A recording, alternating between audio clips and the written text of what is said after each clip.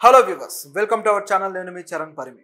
మందకృష్ణ మాదిగ రాజకీయ రంగ ప్రవేశానికి ఇప్పుడు టైం ఆసన్నమైందా అని చెప్పేసి కొత్తగా ఒక చర్చ మొదలైంది. ఇప్పుడు మొన్ననే సుప్రీంకోర్టు తీర్పు ఇవ్వడం జరిగింది కదా ఈ రిజర్వేషన్లకు సంబంధించి. సో ఎప్పుడైతే రిజర్వేషన్లు అనుకూలంగా ఉండే తీర్పు వచ్చిందో రాష్ట్ర ప్రభుత్వాలు ఇక వాటన్నిటికీ సంబంధించి ప్రతి రాష్ట్రాల్లో కూడా, మన తెలుగు రాష్ట్రాలు అయితే ముఖ్యంగా రిజర్వేషన్కి అనుకూలంగా అసెంబ్లీలో తీర్మానాలు కూడా చేశాయి. సో ఆర్డినెన్స్ కూడా తీసుకొస్తామన్నారు. సో ఈ విధంగా దానికి సంబంధించి జరుగుతూ ఉంది ఈ వర్గీకరణ, ఎస్సీ వర్గీకరణ ఏదైతే ఉందో దాని గురించి. సో ఈ వర్గీకరణకు ప్రభుత్వాలన్నీ అనుకూలంగా ఉన్నాయి. ఇప్పుడు ఇది సాధించిన వ్యక్తిగా మందకృష్ణ మాదిగ గారికి ఒక్కసారిగా క్రెడిట్ పెరిగిపోయింది. ఆయన ఇమేజ్ ఒక్కసారిగా ఇప్పుడు మొత్తం మన రెండు రాష్ట్రాల స్థాయిలో కూడా చాలా బాగా పెరిగి ఒక పాపులారిటీ ఇప్పుడైతే ఒక ట్రెండింగ్లో ఉంది. సో ఈ టైంలో ఆయన మీద కొత్తగా మళ్ళీ కొన్ని అంశాలు ముందుకు వచ్చాయన్నమాట. అవి ఏంటంటే, ఇప్పుడు మందకృష్ణ మాదిగ గారు ఒక పార్టీ తీర్థం పుచ్చుకోబోతున్నారు, ఆయన రాజకీయంగా ఆయన ఒక అడుగులు వేయబోతున్నాడు అని చెప్పేసి కొన్ని వార్తలు వచ్చాయి. అంటే ఆయన రాజకీయాలకు దూరంగా ఉన్నాడంటే అంత దూరంగా ఏమీ కాదు. ఆయన పోరాటం చేస్తున్న పార్టీ తరపు నుంచి కూడా కొన్ని పార్టీలకు మద్దతు తెలియజేస్తూ రావడము, ఏదైతే ఎంఆర్పిఎస్ ఉందో ఎంఆర్పిఎస్ నుంచి కొన్ని పార్టీలకు మద్దతు తెలియజేస్తూ వచ్చాడు. గతంలో ఆయనే ఒక పార్టీ కూడా తీసుకొచ్చాడు. సో బహుజనులకు సంబంధించి ఒక పార్టీ తీసుకొస్తే అది కూడా పెద్దగా పాపులారిటీ రాలేదు. దాంతో ఆయన ఆ పార్టీ ఇక ఉనికిలో లేకుండా పోయింది. సో ఈ విధంగా ఆయన రాజకీయ ప్రయత్నాలు గతంలోనే జరిగాయి, కానీ పెద్దగా పారలేదు. కేవలం ఒక వర్గానికి సంబంధించిన నాయకుడుగానే ఆయన చూడడము, అలాగే ఈ వర్గం కూడా వాళ్ళకు ఎవరైతే రాయితీలు ఇస్తారో ఆ పార్టీల వైపు వెళ్ళడము, ఆ వర్గం అంతా కూడా ఇక్కడే చీలికలు ఉన్నాయి, దళితుల్లోనే చాలా చీలికలు ఉన్నాయి. కాబట్టి ఆయనకు ఒక లీడర్గా మద్దతు తెలుపుతూ ఒక పార్టీని నిలబెట్టుకునే స్థాయిని ఆయన అనుచరులు క్రియేట్ చేయలేకపోయారు. సో దాంతో ఆ పార్టీ వెనకడుగులో పడిపోయి చివరికి ఉనికి లేకుండా పోయింది. ఇదొక ఎత్తు అయితే, తర్వాత నుంచి కూడా ఆయన మళ్ళీ తన యథావిధిగా ఎంఆర్పిఎస్ పోరాటం ఏదైతే ఉందో ఈ మాదిగ రిజర్వేషన్ వర్గీకరణ, సో దీనికి సంబంధించి ఎప్పటి నుంచో అడుగుతూ రావడము, అనేక పోరాటాలు చేయడము, మొత్తానికి 30 సంవత్సరాల తరువాత ఇప్పుడు కోర్టు అనుకూలమైన తీర్పు ఇవ్వడం జరిగింది. సో దీంతో ఆయన ఇమేజ్ పెరిగింది. కాబట్టి కొన్ని పార్టీలు ఆయన గాలం వేస్తున్నాయనేది ఇప్పుడున్న వార్త. గతంలో అయితే చంద్రబాబు గారు ఆయనకి ఈ రిజర్వేషన్కి సంబంధించి ఆ వర్గీకరణ చేసి ఆయన పరిపాలనా కాలంలో 4 ఏళ్ల పాటు ఆయన ఉద్యోగాలు ఇవ్వడం జరిగింది. ఆ టైంలో దాదాపు 22,000 ఉద్యోగాలు వచ్చాయి మాకు అని చెప్పేసి ఆయన మందకృష్ణ గారు కూడా నిన్న స్పీచ్లలో తెలియజేయడం జరిగింది. సో దీన్ని బట్టి చూస్తే ఆ పార్టీకి అనుకూలంగా ఉన్నాడు కాబట్టి మొదటి నుంచి చంద్రబాబు గారే దీనికి ఈ రిజర్వేషన్ ఏదైతే వర్గీకరణ ఉందో దీనికి దన్నుగా ఉండి నడిపించాడు. కాబట్టి ఆయనకు మద్దతు తెలియజేస్తాడేమో, లేకపోతే ఆయన పార్టీలోకి చేరతాడేమో అన్న ఊహాగానం అయితే ఒకవైపు జరుగుతూ ఉంది. మరొక వైపు వచ్చేసి బీజేపీ గత ఎంపీ ఎలక్షన్స్ టైంలోనే తెలంగాణలో ఒక పెద్ద సభ ఏర్పాటు చేసి మాదిగల రిజర్వేషన్ వర్గీకరణకి నేను అనుకూలము అని చెప్పేసి మోడీ గారి చేత చెప్పించి, చివరికి మోడీ గారు మందకృష్ణ గారిని హత్తుకోవడం కావచ్చు, అలాగే ఆయన ఓదార్చడం కావచ్చు, ఈ విధంగా ఒక మంచి డ్రామాటిక్ సన్నివేశాలన్నీ కూడా మనం ఆ సభలో చూసాం.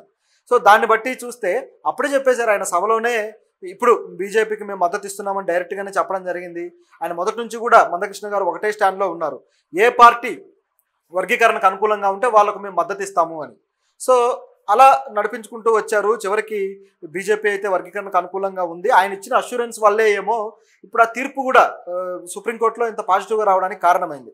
యాక్చువల్గా ఈ తీర్పు వేరే చిన్నయ్య వర్సెస్ పంజాబ్ కేసుకి సంబంధించి నడిచిన తీర్పులో ఈ తీర్పు అయితే వచ్చింది. పంజాబ్లో కూడా ఇలాగే ఎస్సీలు ఉన్నారు కదా, అయితే అందులో సిక్కులోని ఎస్సీలు, సిక్కు అందరూ కూడా ఏవైతే దళిత వర్గాలు ఉన్నాయో ఇవన్నీ కూడా వేరు వేరు మతాల్లోకి వెళ్ళిన సందర్భం ఉంది. కాబట్టి అందులో కూడా ఈ సిక్కుల్లో ఉన్న ఎస్సీలు, అలాగే ఇతర వర్గాల్లో ఉన్న ఎస్సీలు, సో వీళ్ళందరినీ కలుపుకొని ఇది రిజర్వేషన్ అమలు చేస్తామని పంజాబ్ ప్రభుత్వం గతంలోనే చెప్పడము, తర్వాత అది మళ్ళీ కోర్టు దాకా వెళ్ళడము, కోర్టు విచారణలో ఈ విధమైన తీర్పు అయితే వచ్చింది. సో ఇదంతా ఒక పాజిటివ్ యాంగిల్ అయితే, దీనికి సంబంధించిన క్రెడిట్ మొత్తం కూడా మందకృష్ణ గారి ఖాతాలో పడింది. కానీ ఈ మాదిగ రిజర్వేషన్ పోరాట సమితి కూడా 2 వర్గాలుగా విడిపోయి ఉంది. కాబట్టి ఒక వర్గం మాత్రం కేవలం ఆయనకే ఇవ్వడానికి లేదు, ఇది 30 ఏళ్లుగా అనేక మంది పోరాడింది అని చెప్పేసి ఒకవైపు వాళ్ళు చెబుతూ వస్తున్నారు. అంటే ఆయనకు వచ్చిన క్రెడిట్ని తగ్గించే ప్రయత్నం చేస్తూ ఉన్నారు. సో ఇదొక పద్ధతి కనిపిస్తుంది. మరొక వైపు చూస్తే మాల మహానాడు కూడా మొదట్లో కొంత ఖండించింది. తర్వాత ఇప్పుడు చూస్తే కొంతమంది నాయకులు మాత్రమే దాన్ని కాస్త వ్యతిరేకిస్తూ అటు ఇటుగా ఉన్న పరిస్థితి అయితే ఉంది. తెలంగాణ నుంచి కొంతమంది నాయకులు అదేవిధంగా, అంటే పూర్తి స్థాయిలో వ్యతిరేకించే పరిస్థితి లేదు, అదేవిధంగా అంగీకరించే పరిస్థితి లేదనమాట. అంటే వీళ్ళు కూడా దళిత సామాజిక వర్గానికి సంబంధించిన వాళ్ళే. సో దీనికి సంబంధించిన డిస్ప్యూట్ ఏంటి అనేది ఆల్రెడీ నేను గత వీడియోలో చేశాను, సో అది చూడండి. సో ఇది ఇలా ఉంది. అయితే ఈ నాయకులు ఎవరు, ఎందుకు దీన్ని వ్యతిరేకిస్తున్నారు, మరి వీళ్ళు ఇప్పుడు ఈయన రాజకీయ ప్రవేశాన్ని ఏమన్నా టీడీపీలో అడ్డుకుంటారా, లేకపోతే ఆయన వేరే పార్టీలో మారబోతుంటే, ఎందుకంటే ఆయన తెలంగాణ నుంచే ఉన్నాడు కాబట్టి ఇక్కడ పార్టీ ఏదైతే ఉనికిలో ఉందో, ఏదైతే ముందుకు వెళుతుందో దాన్ని చూసి ఆయన చూస్ చేసుకుంటాడు కాబట్టి ఎక్కువగా ఉన్న అవకాశం ఒకటే పార్టీ, జాతీయ పార్టీ. అది ఆయన సభలో ఏ పార్టీ నుంచి అయితే హామీ తీసుకున్నాడో, ఎవరైతే ఆయన ఓదార్చారో ఆ మోడీ గారి పార్టీ బీజేపీ. సో బీజేపీలోకి ఆయన వెళ్తున్నాడు అనేది ఇప్పుడున్న వార్త. అయితే ఇది ఇంకా కన్ఫర్మేషన్ కాదు, ఇవి కేవలం వార్తలు మాత్రమే. అయితే దీంట్లో పాసిబిలిటీస్ ఏంటి అనేది మన చర్చ. సో దీని ప్రకారం చూస్తే టీడీపీకి వెళ్ళడం అనేది మనకి ఇప్పుడు తేలిపోతుంది. ఈయనకున్న అవకాశం రాజకీయ పరంగా భవిష్యత్తు ఎక్కడైతే దొరుకుతుందో అక్కడే ఆయన చూస్ చేసుకుంటాడు కాబట్టి, తెలంగాణలో మాదిగల శాతం చాలా ఎక్కువగా ఉంది కాబట్టి, పైగా ఇక్కడ నుంచే ఆయన రాజకీయ ప్రస్థానం గత కొద్దిగేళ్ళుగా నడుపుతూ వస్తున్నాడు కాబట్టి, ఆంధ్రాకి ఆల్రెడీ ఎంఆర్పిఎస్ వేరే కమిటీ ఉండి, వేరే అధ్యక్షులు ఉండి, వాళ్ళతో ఆయన కాస్త లడాయి కూడా నడుస్తూ ఉంది కాబట్టి, ఇవన్నిటినీ గమనించి చూస్తే ఖచ్చితంగా బీజేపీతోనే ఆయనకు అవకాశం ఉంది అనేది తేలుతుంది. సో ఇది ఈ విధంగా ఉంది. సో దీని ఇలా ఉంటే దీన్ని అడ్డుకోవడానికి మరి ఏ శక్తులు ఉన్నాయి, లేదా వేరే తమ పార్టీలోకి లాక్కోవడానికి ఏ శక్తులు ఉన్నాయనే ప్రశ్న కూడా ఒకటి బయలుదేరింది. సో అదేంటంటే బీఆర్ఎస్ పార్టీ వచ్చేసి ఆ పార్టీలో ఎవరైతే సీనియర్ దళిత నాయకులు ఉన్నారో, ఎమ్మెల్సీలు వీళ్ళు కొన్ని మాటలు అయితే ఇప్పుడు అసెంబ్లీలో చెప్పడం జరిగింది. సో దీన్ని బట్టి చూస్తే ఈ రిజర్వేషన్కి సంబంధించి వాళ్ళ వ్యాఖ్యలు ఏంటి, వాళ్ళ స్టాండ్ ఏంటనేది అర్థమవుతుంది. ఒకటి వచ్చేసి గోరటి వెంకన్న గారు గొప్ప వాగ్గేయకారుడు, గొప్ప కవి. సో ఆయన ఎంతోమందిని తన పాటలతోటి అలరించిన వ్యక్తి. సో ఆయనకంటూ ఒక గొప్ప ఖ్యాతి ఉంది. అటువంటి వ్యక్తి ఆయన ఎమ్మెల్సీ, ఇప్పుడు బీఆర్ఎస్ నుంచి ఎమ్మెల్సీ ఆయన. సో ఆయన ఏమన్నారంటే, ఈ రిజర్వేషన్కి మేము వ్యతిరేకమేం కాదు, కానీ ఈ రిజర్వేషన్ల పేరుతో మాలలకు అన్యాయం చేయొద్దు అని చెప్పేసి ఆయన ఒక స్టాండ్ తీసుకున్నారు.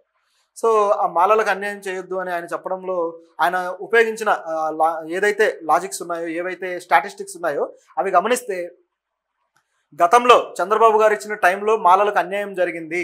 అప్పట్లో మాలలకి కేవలం మాదిగలకి మాలలకి మధ్య జనాభా శాతం కేవలం 5% తేడా ఉంది, కానీ మాలల జనాభా శాతం కన్నా తక్కువగా వాళ్ళకి ఉద్యోగాలు కల్పించడం జరిగింది. దానికి కారణం ఏంటి అని ప్రశ్నిస్తూ, మాలలు అలాగే వారి ఉపకులాల నుంచి రెండు విభజన చేయడం జరిగింది. సో కలిపి చూడకుండా విభజించి చూడడం వల్ల మాలలకి ఆ పర్సంటేజ్ తక్కువ శాతం ఉద్యోగాలు వాళ్ళకి ఇవ్వడం జరిగింది అని చెప్పేసి ఈయన ఆరోపించాడు. సో ఇదే విధంగా ఇప్పుడు కూడా జరిగే ప్రమాదం ఉంది కాబట్టి ముందు దళితుల్లో జనాభా ఎంతో లెక్కేయండి, వీళ్ళలో మళ్ళీ ఏ కేటగిరీ కులానికి సంబంధించి ఎవరు ఎంత ఉన్నారో లెక్కేయండి, ఆ తర్వాత మాత్రమే దీన్ని అమలుపరచాలి అని చెప్పేసి ఈయన చెప్పడం జరిగింది. సో దీన్ని బట్టి చూస్తే మొన్న పార్లమెంట్లో రాహుల్ గాంధీ ఏదైతే నినాదం ఇచ్చాడో కులగణన అని చెప్పేసి, దానికి ఇది స్టేట్ లెవెల్ ఇంటర్ప్రిటేషన్ అనుకోవచ్చు. నిజానికి ఇలా కులగణన లేకపోతే కులాలకు సంబంధించి మొత్తం చర్చ చేసి ఇది మొత్తం కూడా గణన చేయగలిగితే నిజంగానే ఆ కులాల అభివృద్ధి లేదా ఆ కులాలకు సంబంధించిన ఎవరికి ఎంత శాతం అవకాశాలు దక్కుతున్నాయి ఇదంతా కూడా తేలుతుంది. ఇది చాలా మంచి విషయమే. సో చేయడానికి మరి ప్రభుత్వం ముందుకు రావాలి. ఆల్రెడీ ఆర్డినెన్స్ వేస్తామని చెప్పేసి తెలంగాణ ప్రభుత్వం కూడా చెప్పింది కాబట్టి మరి ఈ ప్రక్రియ జరుగుతుందేమో అని మనం గెస్ చేయొచ్చు. ఒకవేళ అలా కానీ కాకపోతే బీఆర్ఎస్ ఇప్పుడు ఈ మాల మహానాడు స్టాండ్ తీసుకొని, అలాగే వాళ్ళ ఎమ్మెల్సీలు అందరూ ఇప్పుడు ఈయనే కాదు ఇంకో మరి 2-3 కూడా మాట్లాడారు.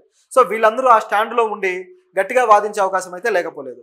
అయితే ఇదంతా మందకృష్ణ గారికి ఏ విధంగా రివర్స్ కాబోతుంది అంటే, ఇప్పుడు ఆయన బీజేపీ పార్టీలోకి వెళ్తాడని అంచనాలో ఉన్నారు కదా. అయితే సో దీనివల్ల మళ్ళీ ఈ పోరాటం ముదిరి మరో విధంగా రూపుదిద్దుకునే అవకాశం ఉందా అనే చర్చ అయితే బయలుదేరింది. సో మళ్ళీ వీళ్ళు ఎవరైతే ఎమ్మెల్సీలు ఉన్నారో వీళ్ళు దీన్ని గట్టిగా పట్టుకొని సో ఇబ్బంది కలిగించే పరిస్థితి అయితే కనిపిస్తుంది అనే చర్చ ఉంది. మరి ఇది ఎంతవరకు అవుతుందో చూడాలి. అయితే దీంట్లో ఇప్పుడు ఈయన నిజంగా బీజేపీలోకి వెళ్తాడా లేదా అనే దాంట్లో మనకు ఒక క్లారిటీ అయితే దొరికింది. అదేంటంటే ఆయన బీజేపీలో కూడా వెళ్ళట్లేదు అని. ఆయనకు అయితే అవకాశం ఉంది, చాలామంది ఊహాగానాలు చేస్తున్నారు కానీ వెళ్ళట్లేదు అని క్లారిటీగా చెప్పేయచ్చు.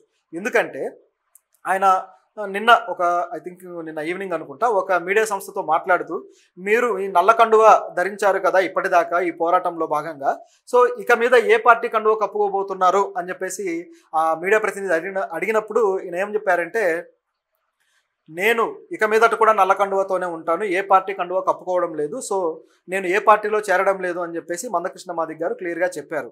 అయితే ఇది ఇప్పుడు నేను ఇంకా పోరాడతాను, కేవలం ఈ ఏదైతే ఉందో ఈ రిజర్వేషన్ పోరాట సమితి కేవలం ఇంతవరకే పరిమితం కాకుండా దీనివల్ల మరిన్ని మేలు జరిగే అవకాశం ఉంది. అదేంటంటే ఇప్పటిదాకా దళితులు విడివిడిగా ఉన్నారు, సో ఇక మీదట ఈ రిజర్వేషన్ అనేది ఒక గోళ వెళ్ళిపోతే అందరూ కలిసిపోతారు. సో దళిత వర్గాలు ఏవైతే ఉన్నాయో వీళ్ళందరూ కలిసి సమైక్యంగా ఉమ్మడి సమస్యలు ఏవైతే ఉన్నాయో వాటి మీద పోరాడడానికి మేము మా సంస్థల ద్వారా రెడీగా ఉన్నాము.